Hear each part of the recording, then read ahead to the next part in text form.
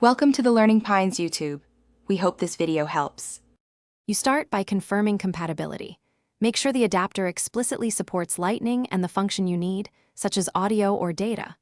Once you have that, power lock the iPhone briefly and clear the port of lint with a dry brush or short burst of compressed air.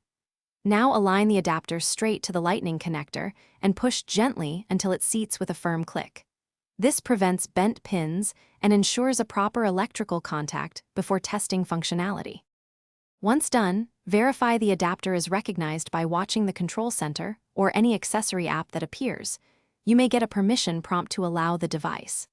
If you're using an audio or video adapter, make sure you pick the correct output in settings or in screen mirroring and Bluetooth menus, because iOS can default to another device. If the adapter supports power pass-through, connect external power so high-draw accessories run stably. Otherwise, use a powered hub to avoid intermittent disconnects.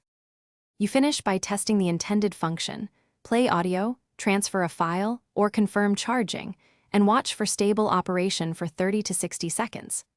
Once satisfied, stop the activity in the app and remove the adapter by pulling it straight out to avoid port damage. If things go wrong, one key troubleshooting step is to restart the iPhone and try a different certified cable or adapter.